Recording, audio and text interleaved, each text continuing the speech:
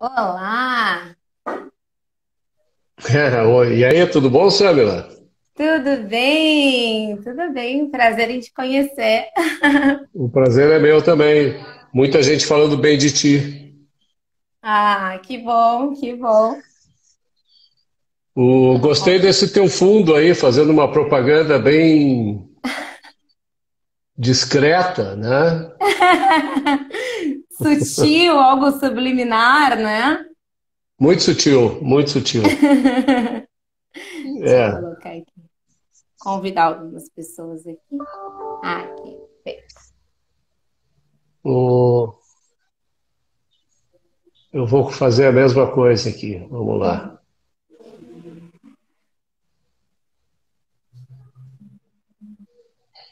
Bom, vamos esperar um pouquinho até chegar às 8 horas.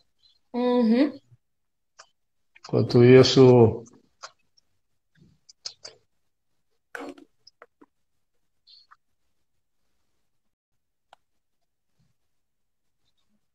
pois hoje eu estreiei a participação num programa lá na Rádio Guaíba Aham. e, e foi bem legal, assim, sabe, expressar um pouco o que a gente pensa para um público mais amplo, mais diversificado. É, ao mesmo tempo, uma coisa legal, mas é um desafio, porque eu que sou um cara que, assim, que não costumo, digamos assim, me comunicar muito com públicos amplos, né? Uhum. Tenho que adotar uma linguagem que seja mais compreensível. Aham. E esse exercício é um exercício que requer um pouco de experiência, assim, de aprendizado, né? É. Então, eu não sou jovem, obviamente, dá para ver, mas fazer esse tipo de comunicação de massa nunca foi assim uma experiência que fez parte do meu cotidiano, né? Então, vamos ver se eu me saio bem nessa tentativa aí de expressar, de levar um pouco do conhecimento e do que eu entendo ser certo e verdadeiro para o povo, né? E gente como tu, por exemplo, parece, né, pelo que eu tenho visto, assim, já tem um pouco mais de facilidade. Sabe que eu vejo que realmente é um desafio. Acredito que te trazer para esse debate com um público diversificado é essencial, porque nós precisamos de pessoas que tenham as suas raízes bem firmadas em princípios, né? E depois traduzir isso nas mais diversas linguagens, eu digo que é o mais fácil, né? O difícil é tu criar raízes. Então, eu acredito que a Rádio Guaíba aí tem muito a contribuir, com certeza. Que bom. Bom, já são 8 horas, a gente já está aí com um punhado de pessoas assistindo a gente. E eu queria te agradecer o convite, Samila, em primeiro lugar. É um prazer enorme te ter aqui para a gente poder conversar um pouco a teu respeito sobre as ideias que tu te dispõe a defender lá na Câmara de Vereadores de Porto Alegre, ou mesmo fora dela, né? Não, a Câmara não é o único palco, digamos assim, onde as pessoas que defendem a liberdade devem fazer a sua defesa, né? E eu queria que tu falasse um pouco a teu respeito, me contasse um pouco do teu background, das tuas origens, da tua família, como é que é a tua vida, o que que tu faz, o que que tu gostaria de fazer, qual é o teu propósito de vida, essas coisas todas que os curiosos, como eu, gostariam de questionar. Certo. Primeiro eu quero dizer uma boa noite a todos que estão nos assistindo. Vi que o Giovanni Monteiro entrou, Carlinha, a Vivi, a Pri, há pessoas também que eu não conheço, mas que eu vou acabar conhecendo. Muito obrigada por essa oportunidade, por esse convite também. E eu digo, segurar uma estudante de direito não é fácil, porque a gente gosta de falar. Então, Eu vou dizer para vocês, eu nasci em Rio Grande, né, uma cidade que eu tenho assim muito orgulho. A gente já vai puxar esse gancho, mas uma cidade que sofreu muito com o desgoverno de esquerda. Depois de Rio Grande, nasci lá, fui para Santa Vitória do Palmar. Depois de Santa Vitória, morei em Santa Rosa uns 9 anos aí. Depois de Santa Rosa, Eldorado do Sul, né, uma passada rápida por lá. Depois Porto Alegre. Em Porto Alegre, eu cheguei em 2012, em 2014 fui para a Universidade Federal. Voltei, fiquei só um ano lá na Federal, voltei para Porto Alegre e estou aqui desde então. Aí vocês podem estar me perguntando o seguinte, mas que tanto essa guria, né, vai para lá, vai para cá, para o que que acontece, né? O meu pai é pastor, o meu pai é pastor e porteiro e minha mãe é uma professora. Então, por isso, gente, que eu acabo viajando aí, acabei viajando muito, mas realmente foi em Porto Alegre, que é uma cidade que me acolheu, né? E foi em Porto Alegre que eu tive muitas experiências e a minha escolha de agora tem muito a ver com Porto Alegre. Sou estudante de direito de uma universidade privada. Escolhi uma universidade privada, acredito, pelo trauma da federal, pelo trauma ideológico da federal, né? Então, Quer esse aí é dizer, um pouco. tentaram te fazer uma lavagem cerebral e tu Claro. resolveu não aceitar. Claro que sim, claro que sim. Eu acredito que a gente vai falar bastante sobre isso hoje, mas a gente fica meio. O que acontece? Quando tu entra para uma universidade, eu não entro para militar, eu entro porque eu quero um canudo para exercer a minha profissão. Eu quero ser uma profissional, eu não quero ser uma militante. Acho que, inclusive, seria Uhum. interessante ter um curso para militantes, porque daí aqueles que atrapalham na faculdade vão para esse curso deixar a gente estudar em paz. É Mas, boa enfim, ideia, é gente, boa ideia. o que que tu É uma acha? boa ideia.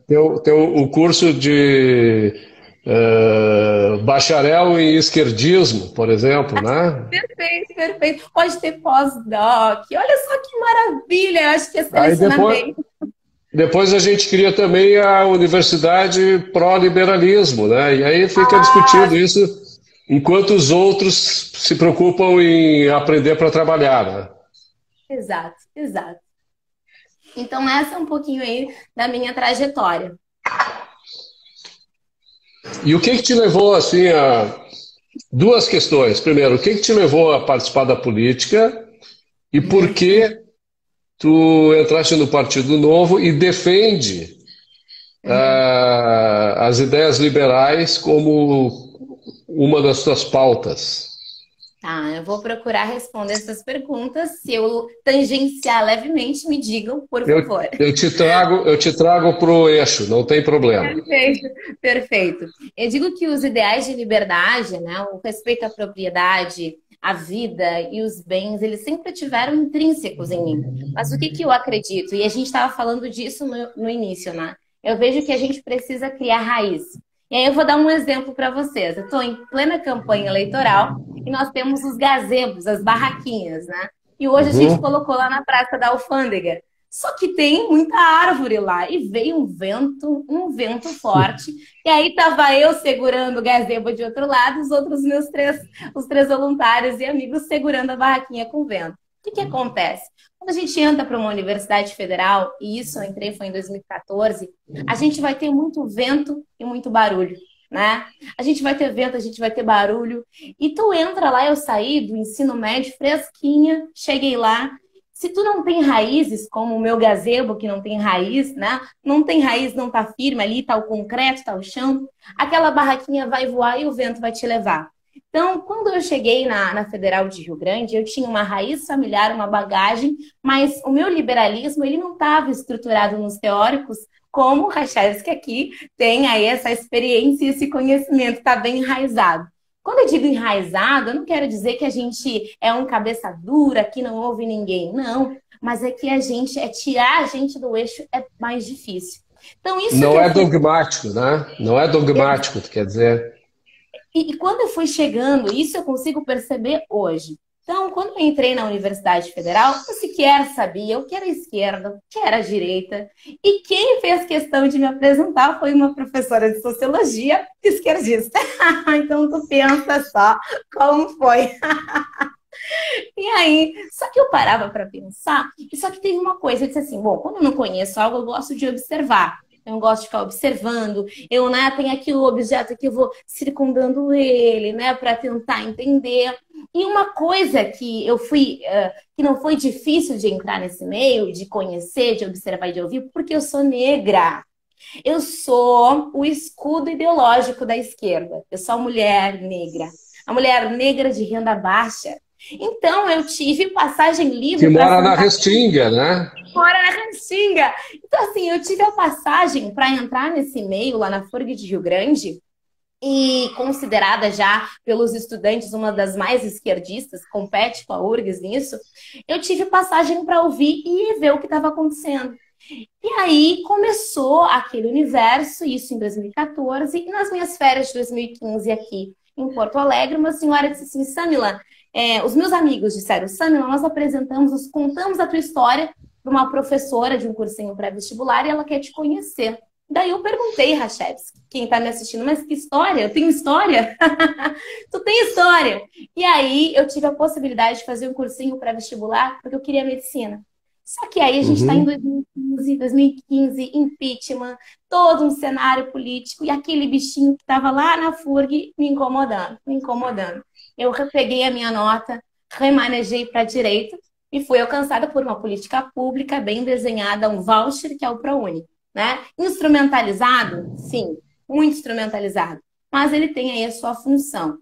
Então, o que que acontece? Eu entrei numa universidade privada e escolhi porque eu disse, eu não quero essa coisa de ideologia, eu quero ser advogado. Só que aí eu estava um dia assistindo televisão, acho que era televisão, Facebook, vi um vídeo de um alemãozinho falando. Descobri depois que era holandês, que não era alemão. E ele falava assim, ele questionava as ideologias. Ele Falando falava português, né? Falando falando português.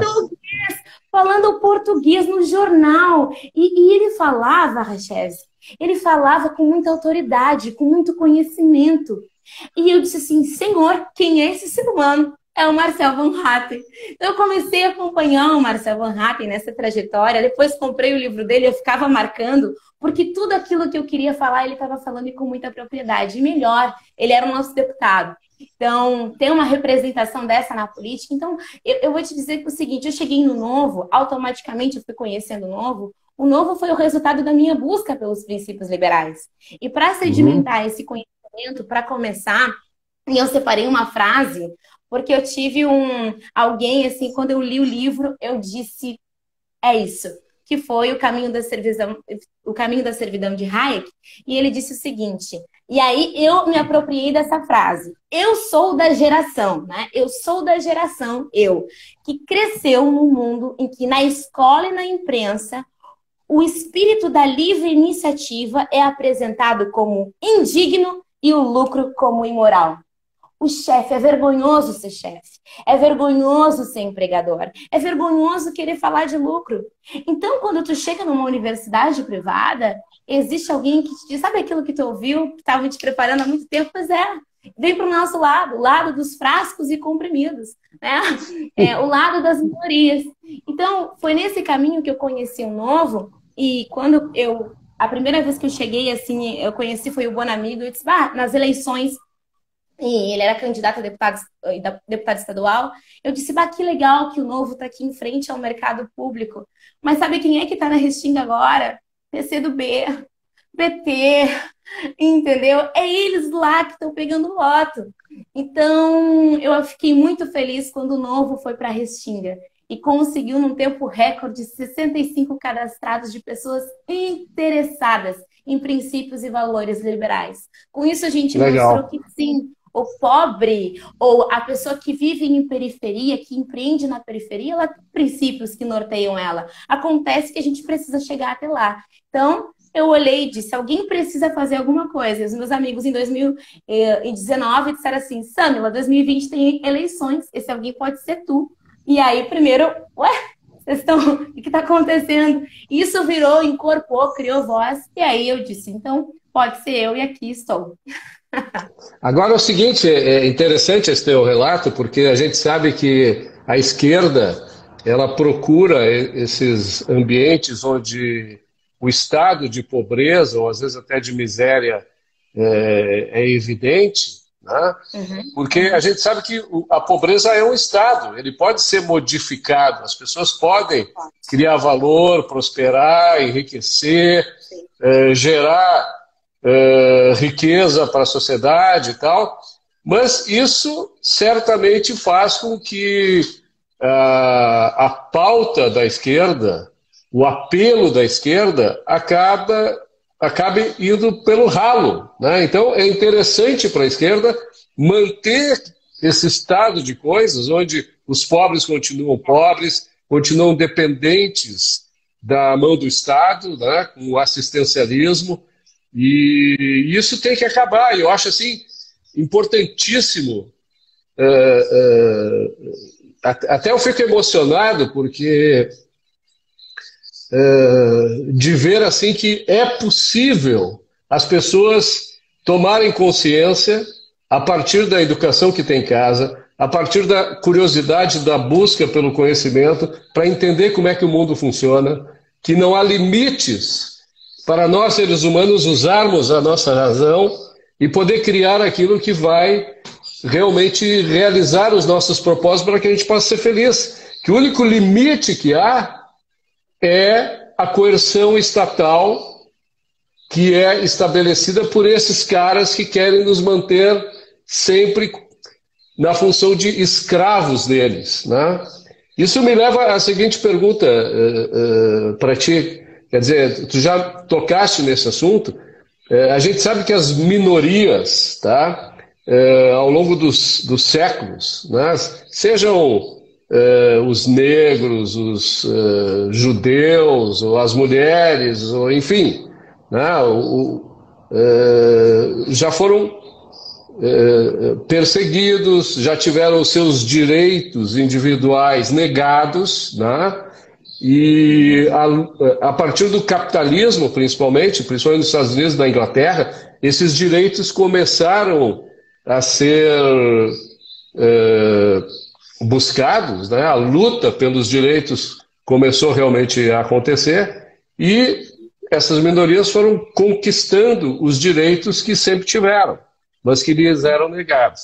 Chegou num determinado momento, isso principalmente a partir da década de 60, 70, que essa luta das minorias abandonou o desejo de buscar os direitos que tem e transformou isso na luta por privilégios que não tem. Por que não tem? Porque se eu ambiciono um privilégio, eu vou ter que necessariamente, através do governo ou diretamente, violar os direitos dos outros, né? Então, como é que tu te enquadra nessa visão? O que tu acha a respeito disso? Como é que tu vê assim as pessoas com as quais tu convive, esses que te assediaram, né, tentando te conduzir para essa luta por privilégios e tal? Qual é a tua percepção e o que tu tem para nos dizer a respeito disso? É, o que eu vejo é que essa luta de classes, né, que a esquerda fala, não é uma luta de classes, é uma luta de grupos de interesse. O grupo da minoria virou mais um grupo de interesse que busca privilégios. E foi muito interessante quando eu me deparei de um trecho do livro do Hayek, que ele foi descrevendo, daqui a pouco eu disse assim, gente, agora que eu notei que essa questão das minorias nada mais é do que um privilégio. Foi lendo Hayek que eu me liguei disso. E aí até eu Uhum. botei uma vez um stories, e aí o pessoal me chamou dizendo, como assim é um privilégio? Porque é um direito teu? Porque, né? Aí vem todo aquele discurso, porque realmente, para chegar a certas conclusões, tem um caminho. Então, quando tu solta uma frase assim, algo que para ti representa uma coisa muito mais profunda, para a pessoa tu tá sendo um antirracista, um fascista e coisas parecidas. Então, o que eu vejo? Que existe uma luta pela liberdade. E a liberdade é inata a todo ser humano. Mas, por vezes, isso lhe é negado. E o Estado sabe fazer isso muito bem. Né? Ele sabe muito bem reter e depois dizer que então tá, então me mantenha no poder, me mantenha no governo. Né? É assim que o Estado faz. Então, eu acredito que existe uma legitimidade, uma legitimidade pela busca dos direitos da igualdade, mas isso foi em um momento roubado e selado. né? Então, muitas vezes o pessoal mais à direita, o pessoal liberal, se calou desse cenário e aí a turma do faz barulho tomou para si. Então eu vejo que sim, há algo que é legítimo, a busca pela liberdade, mas que isso foi roubado e muito bem apropriado e usado, e a minha função é justamente romper com isso e dar um basta e dar um chega. A gente parou com a escravidão, né, com a escravidão histórica conhecida há mais de 130 anos, mas a esquerda quer pegar e tornar as pessoas escravas ideologicamente. Como eu estava na esquina democrática uma vez, uma candidata pegou e disse assim, muito conhecida, pegou e disse assim, ai, tudo bem, vota aqui, hein, na legenda. E eu disse assim, não, obrigada, não voto na esquerda. Como assim? Mulher, negra, não vota na esquerda. E aí eu parei, porque eu estava, né, com pressa, estava trabalhando, tenho tempo para ficar. E eu disse assim, quer dizer agora que eu estou sentenciada a votar na esquerda por causa da minha cor da pele? Então, o que eu gosto de dizer para as pessoas que, assim como eu, são negras, não deixa essa escravidão ideológica te dominar. Tu é livre, liberdade. Então, acredito que esse é o meu papel, né? Ser a voz, Sem como dúvida. é o meu slogan de campanha, a voz da maioria silenciosa, porque nós somos maioria. E a minoria é barulhenta. E quer nos escravizar, a gente não pode admitir isso. Inclusive, tu falaste em igualdade, né? Existe uma confusão conceitual a respeito da igualdade numa sociedade, né? Quer dizer, nós somos absolutamente diferentes. Nós, de acordo com o nosso talento, a nossa capacidade, o nosso esforço, os nossos propósitos, nós vamos obter resultados diferentes, né? Uhum, uhum, O que precisa ser igual para todos são exatamente os direitos, ou seja, a lei ela deve ser igual para todos. Eu não defendo que todos devem ser iguais perante a lei, porque nós não somos iguais, nem perante a uhum. lei. Porque perante a lei tem os que são bandidos e os que não são bandidos. E a lei vai tratar cada um diferentemente. Os bandidos têm que botar na cadeia, coisa que não acontece aqui no Brasil normalmente, e os honestos têm que ser protegidos por ela, né? Então, a lei ela deve ser igual para todos e entendendo as diferenças que há entre cada um de nós, tá? E quando a gente vê assim essa busca por igualdade, quer dizer, eu quero ter tudo que tu tem, eu quero ficar igual a ti, mas eu não quero fazer tudo que tu fez para chegar lá, né? A gente vê que essa questão da narrativa em prol dos privilégios é uma narrativa completamente furada, né? Uhum, Então, uhum. realmente eu acho extremamente importante que tu. Vou te dizer assim, ó, é inacreditável, tá? Hajam com tal grau de racismo,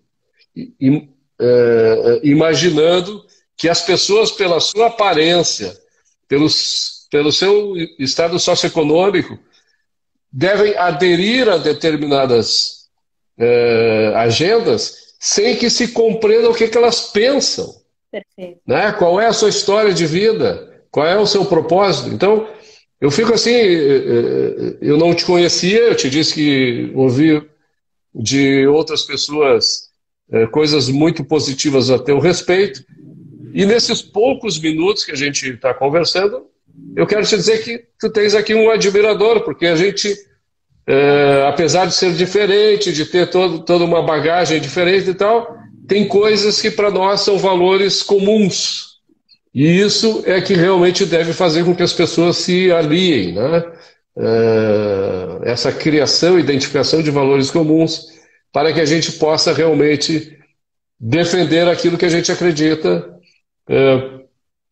para ter uma vida social melhor, né? Convivendo com os demais. Então, olha, show! Tu viu que Uhum. eu também sou difícil de fazer parar de falar, né? Ah, mas eu gosto de ouvir, sabe? Eu gosto de ouvir. E sabe, falando de igualdade, eu tenho aqui um livro que eu digo que todo mundo que confunde o conceito de igualdade e acha que tem que haver essa igualdade forçada, precisa ler Thomas Sowell e esse aqui, ó, Discriminação e Disparidades. É díspare. Irmãos gêmeos, eu gosto de pegar o nível assim de mais igualdade, até em aparência, né? Irmãos gêmeos que nascem na mesma família, eles vão produzir resultados diferentes, né? Porque a sociedade em si é díspare. Então, o que muitas vezes se quer é um privilégio quando se fala em igualdade. Então, é muito importante a gente definir os conceitos, né? E eu acredito que essa obra aqui, ela colabora muito nisso. Pois é, tu já falou em Hayek, já falou em Thomas Sowell. Qual é o autor liberal digamos assim, que mais te marcou, além desses dois? É, Realmente esses dois são os que mais te marcaram. eu vou te dizer assim, ó, que Mises é necessário, tá? Mises é necessário. 6 lições de Mises é super necessário para o debate, para te entender a questão da mudança da sociedade, o que que implicou o capitalismo, o verdadeiro cliente, né? Não é o patrão, somos nós. Se a gente deixa de consumir, cai tudo, porque nós somos os consumidores, nós ditamos as regras, né? O consumidor dita. Mas Hayek, eu não sei se é pela linguagem, ele fala profundamente comigo, não só com a minha mente, mas com o meu coração. Consigo. Uhum. Ele é uma coisa assim, ele criado totalmente distinto de mim, né? Com experiências super diferentes, mas a forma como ele fala é para mim um divisor de águas. Uhum. Tu sabe que eu tenho eu considero o seguinte, e nisso eu discordo um pouco do Mises, tá? Porque o Uhum, Mises, ele diz, faz sentido o que ele diz. Eu não estou dizendo que não faz sentido, mas eu dou outra ênfase. Porque o consumidor, ele diz assim, que não há mais reis no mercado, né? Que antigamente existiam os reis sim. que davam as coisas e depois começou o comércio, etc. Então, e também se costuma falar assim, o rei do óleo, do petróleo, o rei da carne, o rei disso, o rei daquilo. Mas esses reis, eles não têm digamos assim, o seu poder não é concedido de forma divina, né? Não, ele é concedido a partir da satisfação e fidelização por parte dos consumidores, né? Se alguém faz um bom trabalho, etc., acaba sendo elegido como o rei daquele mercado, né? Podendo até ser monopolista eventualmente, né? Se o cara for tão bom que todo mundo só quer comprar dele, o cara É. acaba sendo assim. Eu acho que isso é verdadeiro, mas eu dou uma ênfase muito grande que só existe o consumidor se houver aquele que cria o valor para ser consumido. Então eu dou uma Perfeito. importância fundamental ao empreendedor, ao inovador, ao cientista, né? Aquele que cria o valor para que o valor possa ser eh, consumido, né? E utilizado. Se a gente olhar a história, a gente vai ver assim, ó, que por 10 mil anos, pelo menos, desde a Revolução Agrícola, o homem teve uma renda per capita estável. E lá, pelo meio do século XVIII, vamos considerar 1760, 70, por aí, a renda per capita teve um crescimento exponencial, né? Assim como também a população, né, da Terra. Tá? Por que isso aconteceu? Porque o ambiente onde os indivíduos viviam passou a não ser hostil para os inovadores, para os empreendedores, para os inventores. E mais, a própria propriedade intelectual advinda desse processo abstrato, né, de criação, de inovação, de invenção, de lidar com a ciência, protegeu essas pessoas, mostrando para elas, olha, vale a pena, a gente vai reconhecer o valor daquilo que tu cria, né? E tu vai poder viver disso. Tu não precisa mais viver da benesse do rei enfim, do chefe de estado que domina aquela determinada região. Tu vai poder criar e viver da tua criação, né? Trocando e desenvolvendo ela de acordo com o teu interesse. E aí os consumidores, reconhecendo isso, vão poder, então, retribuir e também entrar nesse jogo, né, de benefício mútuo, onde há o ganho dos dois. Os dois acabam mandando na questão, porque são cada um soberanos nessa relação, né? Não há um soberano só que determina tudo, não. Há uma troca de interesses, e eu acho isso fantástico, né? E isso a gente não tem no Brasil, não há a menor dúvida, né? Pelo menos não na extensão que poderia. E no Brasil se prega muito o ganha-perde, não tem o ganha-ganha. Eu fui ouvir falar em ganha-ganha quando eu fiz um curso de inverno na URGS de análise econômica do direito. E aí eu disse, por que eu estou ouvindo isso agora? Né? Na faculdade. É uma outra coisa, né? A gente fica, por que eu estou ouvindo isso agora? Mas que bom que eu estou ouvindo. E realmente é assim, eu acredito que o que tu falou elucida muito esse ganha-ganha e não ganha-perde, né? Sim. O ganha-perde, ele advém exclusivamente do uso da coerção, né? Se alguém te tira algo para seu benefício e tu não recebe nada em troca, tu perdeu o que tu tinha e eu ganhei o que eu não criei, né? E isso só pode acontecer ou através da caridade, se tu me der. Mesmo assim, a caridade pode te trazer uma felicidade espiritual, quer dizer, há uma troca, né? Mas se eu te tirar a força, tu vai ficar infeliz e eu vou ficar alegre e feliz, mas de uma forma imerecida, né? Quer dizer, a premissa para minha felicidade é falsa e eu devo me sentir culpado por isso, né? Por isso que é tão importante a moralidade nas relações interpessoais, né? Tudo que a gente faz tem que ser através da criação de valor e das trocas voluntárias para que não haja culpa, né? Para que a gente não entre nesse jogo ganha-perde, como tu mencionaste. Eu estou vendo que tu tem bastante noção a respeito disso, né? Mas tá muito bom te ouvir. Eu tô me sentindo aqui numa aula particular aqui, hein? Não, mas eu não estou dando aula nenhuma, eu estou trocando ideia, é bate-papo. Mas eu estou aprendendo bastante. E eu também. E eu também. Tu sabe que tu falaste numa professora de sociologia, né, que te ensinou o que era o socialismo, né? Foi isso que tu falaste, né? Ela queria me explicar o que era esquerda e o que era direita. O Obviamente, que era esquerda, o que socialismo era era a direita. solução para todos os problemas. Pois é. Tu sabe que o meu maior interesse para descobrir o que era o capitalismo e o socialismo aconteceu a partir também de uma aula que eu tive com uma professora de história. Só que eu tinha 13 anos, eu era muito jovem, mas eu era muito curioso e eu lia muito, tá? E essa professora, ela entrou um dia na sala de aula, isso deve ter sido aí pelo dia 25 ou 26 de agosto de 1968.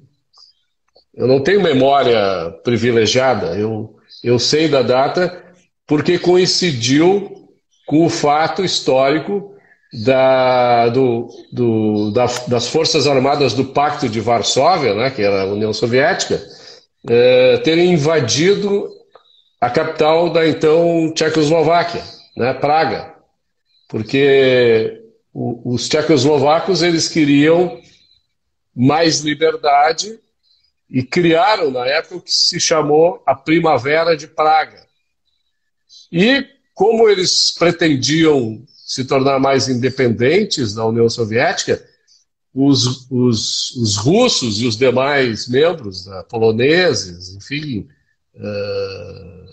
romenos, todos aqueles que faziam parte da União Soviética, eles acabaram invadindo a Tchecoslováquia e mostrando o caráter autoritário que faz parte, é inato ao socialismo, né?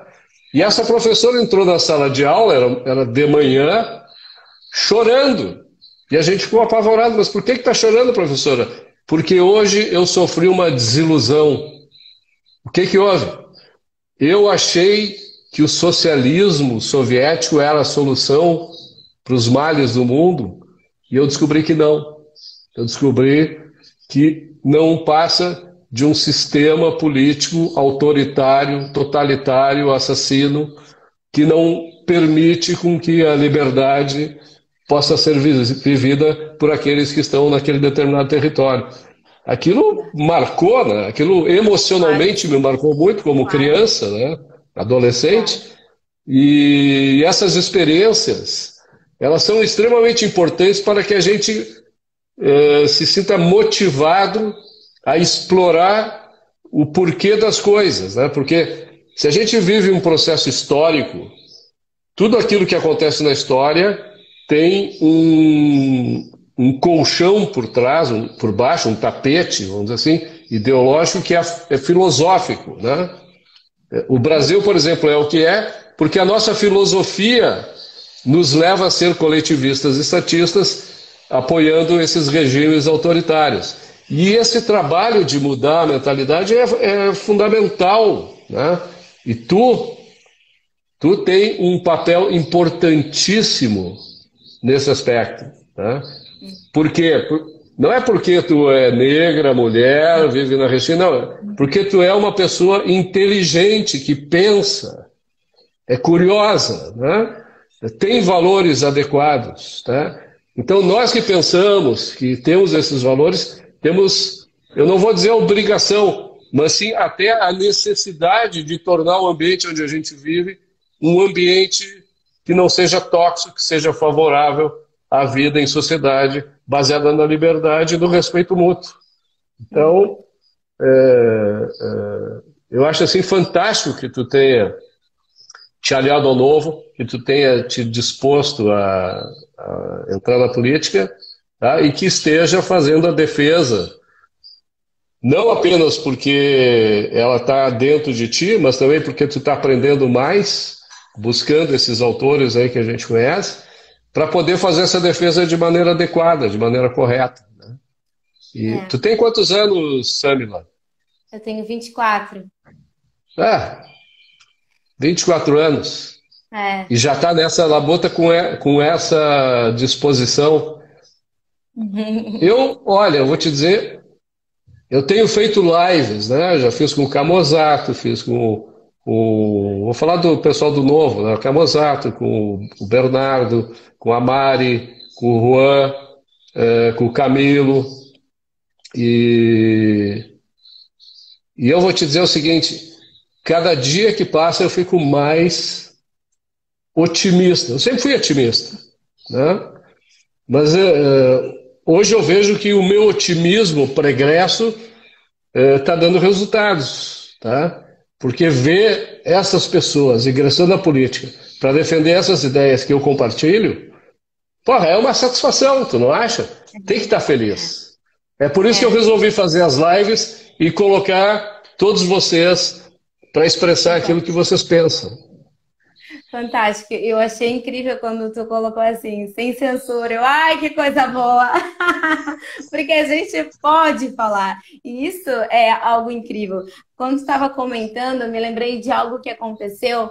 Porque eu não tenho carreira política. Eu estou começando agora, porque eu vi uma necessidade, vi que eu poderia contribuir, né? A ideia, eu quero advogar, se Deus permitir, é advogar. E algo que eu achei assim que aconteceu foi o seguinte: a gente estava com experiências de campanha, né? Então a gente estava com o nosso gazebo, o famoso gazebo, e aí na frente veio um de outro partido aí à esquerda. E aí começaram a falar, e eu via que o pessoal era bem jovem, mas bem jovem mesmo, né? Menor aí de idade. E aconteceu um episódio que um senhor disse assim, não, eu não aceito nada, né, da Manuela, enfim, e eu disse, uhul, mas foi assim, aquele, porque ele aceitou meu panfleto, né? E aí eu achei, olha a frase que disseram, é, se referindo a mim, tá? Eles disseram assim, olha, a barata beijando o inseticida. Primeiro, achei criativo. Mas quando eu ouvi, a primeira sensação que te dá não é de guerra e de disputa, mas é de lamento. É de lamento porque a gente sabe exatamente como é feito. Né? Tu pega uma necessidade, pega uma dor. Né? A esquerda trabalha muito com dor. E ela instrumentaliza isso. Ela instrumentaliza e ela dá quase como se fosse um salvador, uma solução. Então, Uhum. em outro momento, eu já tinha visto eles comprando, adquirindo um negócio na Voluntários da Pátria e foram simpáticos a mim. Só que quando eles me viram num gazebo que tinha ideias opostas, eu era barata beijando inseticida. Isso, então, o que que eu acredito, assim, é que o meu dever também não é lutar contra eles, mas é Claro, apresentar a incoerência dos argumentos. A minha luta não é contra pessoas, mas é contra falsas premissas. Por exemplo, conceitos como reparação histórica, conceitos como lugar de fala. Eu vou gastar um tempo para desmiuçar isso. Vou gastar energia para ler teóricos que eu não concordo para refutar? Vou. Mas eu sei que se eu refutar um teórico que sustenta o conceito de lugar de fala, quando chegar um rapaz, uma moça para conversar comigo à esquerda, eu vou poder apresentar e descascar, sabe? E mostrar a incoerência. Então, fazer a defesa da liberdade vai nos gastar neurônios, vai nos gastar energia, mas é preciso, né? Então, quando eu vejo isso, a primeira coisa que me vem é um lamento e aquela ideia de dever, né? Alguém precisa fazer alguma coisa, e esse alguém, quem está ouvindo sou eu, então quem tem que fazer sou eu. sem dúvida alguma. Tu sabe, isso que tu está colocando é muito importante. Eu costumo dizer, as pessoas que me seguem aí sabem que eu repito isso sempre. Primeiro, a gente tem que ser radical na defesa das ideias que acredita, né? O radicalismo significa tu ir até a última instância de compreensão daquilo que te faz defender aquelas ideias, né?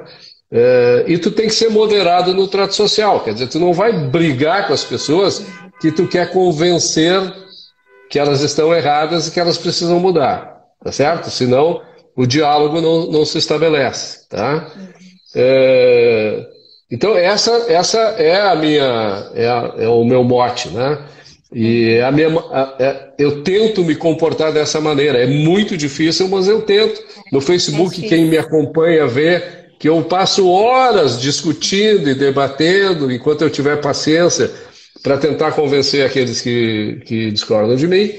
E isso faz com que a sociedade melhore, né?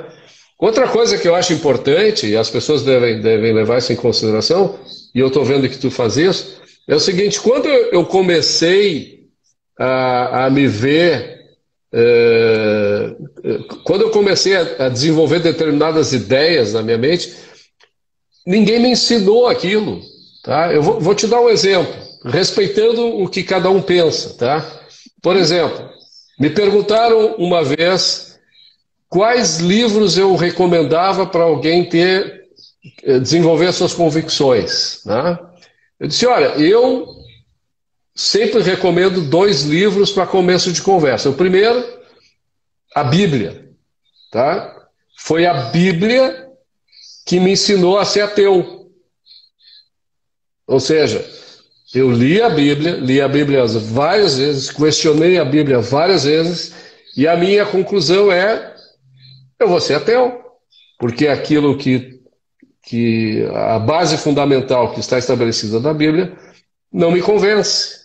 A segunda coisa, quando se desenvolveu, uns 3 ou 4 anos depois daquele episódio que eu te falei, quando eu tinha 13 anos, foi ler o Capital, de Karl Marx. Lendo o Capital de Karl Marx, eu vi que não há a possibilidade da gente desenvolver um sistema social político, econômico como aquele.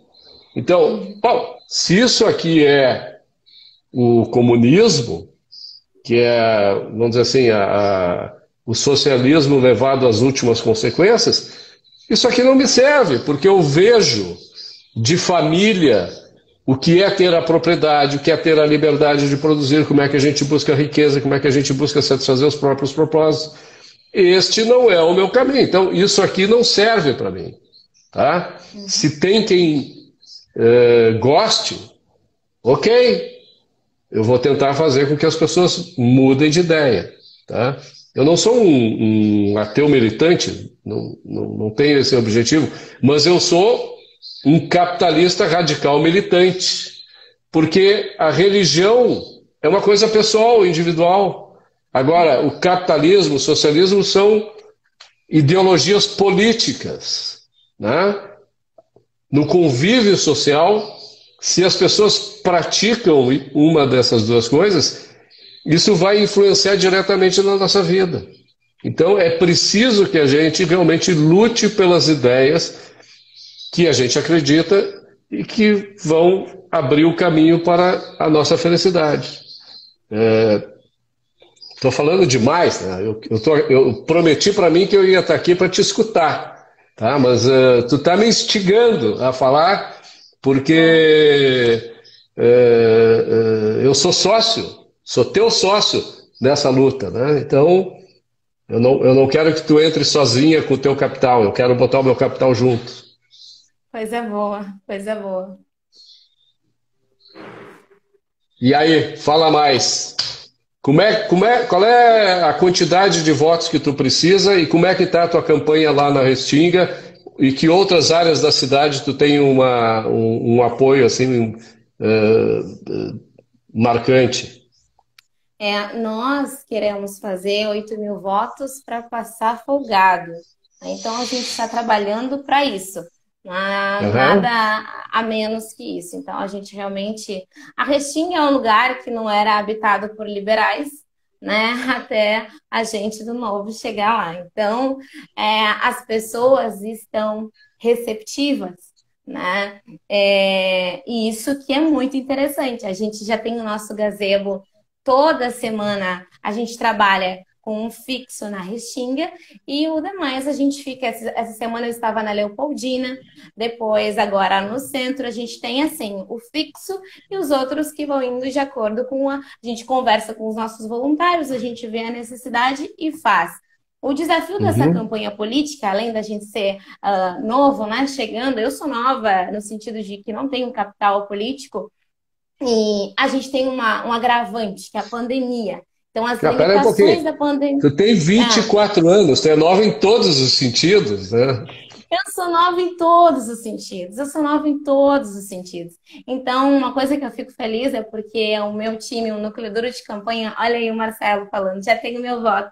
Ele é do meu núcleo duro de campanha. A gente tem 12 aí filiados ao Novo, muitos desde o início, e são pessoas experientes, né? O meu time, o meu núcleo duro é um time muito capacitado, qualificado de pessoas experientes. Eu creio que aquilo que eu não tenho, eu preciso aprender com quem tem. Então, a experiência também ajuda muito. Então, a nossa campanha, ela também é feita de maneira virtual, pelas redes sociais e na rua. A aceitação das pessoas está sendo positiva e a minha estratégia é ir aos lugares onde o Novo foi ou ainda não foi, ainda quer alcançar espaço, ainda tem espaço. E a gente tem recebido aí muita aceitação. Me diz uma coisa, tu participa do Libera RS, né? Do programa... Quê? Do programa do Fábio? Do Fábio, participei do Fábio, peguei emprestado o Liberta Poa para trazer como meu slogan de campanha. Liberta Poa, isso. Isso, é o Liberta RS, exatamente. O Liberta RS, e aí eu disse assim, Fábio, tu me empresta esse Liberta para eu chamar de Liberta Poa? E aí ele disse assim, pode usar, Samuel. Sim, eu fiz a confusão porque eu me lembrava do Liberta RS do Fábio Osterman, que é uma excelente ideia, por sinal, porque leva as ideias que a gente defende para todo o estado, né? É uma tutoria incrível, ele fez aí, a gente aprendeu muito, nos disponibilizou materiais, e aí eu disse assim, eu quero trazer as minhas pautas de campanha e trazer assim um pacote Liberta Poa. E aí ele disse, pode usar aí, fica tranquilo. Beleza, Samila. Bom, nós já ultrapassamos assim o tempo aquele que eu costumo utilizar dos candidatos, né? Porque é uma época agora de muita correria, né? E ficar perdendo tempo comigo aqui não vale a pena, não vai contribuir muito. Pode contribuir um pouquinho, mas não tudo aquilo que tu vai poder fazer depois que a gente se despedir. Então, eu já te passo a palavra assim para tu encerrar a nossa live, né? A live sem censura, para tu te despedir de quem está nos assistindo. E certamente depois as pessoas aqueles que não estão conosco, vão acompanhar, porque eu estou disponibilizando através da gravação da nossa live para os demais, seja no Facebook ou mesmo no Instagram. Dá as tuas Eu, palavras finais, por favor, Sandra. Eu agradeço a todos que nos acompanharam até aqui, os que estão chegando. Agradeço pela oportunidade. Admiro e aprendi muito com o Rachevski antes de conhecê-lo, assim, né, através da live. Então, eu estou muito feliz com a oportunidade. E a gente segue fazendo a diferença. Eu digo que o papel de cada um é essencial, né? Esse nosso papel de defensores da liberdade em tentar explicar e auxiliar as pessoas em todas essas dúvidas que vão surgindo no caminho. A gente tem momentos de descanso na vida, tem momentos que a gente precisa descansar. Por exemplo, o sono é muito importante para descansar. Mas a gente foi chamado, eu acredito isso, com um propósito para fazer a diferença, cada um dentro da sua vocação. Então, depois que a gente Uhum. descobre a nossa vocação, a gente tem que seguir com todo o gás e com toda a energia. E a gente vai ver resultado. E a gente, quando dormir, embora cansado, a gente vai dormir cansado, mas a gente vai dormir realizado, porque a gente está exercendo a nossa vocação. Eu acredito que eu estou exercendo a minha vocação, acredito que o direito é uma vocação e a questão da política é uma oportunidade para exercer a minha vocação. Então, eu convido a todos também a conhecer a minha página e o que significa Liberta Poa. Liberdade para trabalhar, liberdade no plano diretor e liberdade para morar. Envio para cada um documento, explico como funciona e eu convido todos a fazerem Porto Alegre junto com a gente e, de preferência, votar 3730. Pô, já está fazendo Obrigada. propaganda aqui na nossa live, Sandra? Desculpa, eu tenho que pedir voto. Tá bom, tá bom. Ok, Samla, muito obrigado. Foi um prazer conversar contigo. Espero que em breve a gente consiga se conhecer pessoalmente, tá? Seja aqui ou lá na Restinga, onde tu quiseres. E eu tenho certeza que com toda essa tua capacidade, com toda essa tua motivação e conhecimento, tu vai ser uma das futuras vereadoras de Porto Alegre, tá bom? Um Bem, beijão para ti obrigada. e obrigado Beijo. para ti e para todos que nos assistiram. Obrigada, gente. Beijão. Tchau, tchau. Tchau.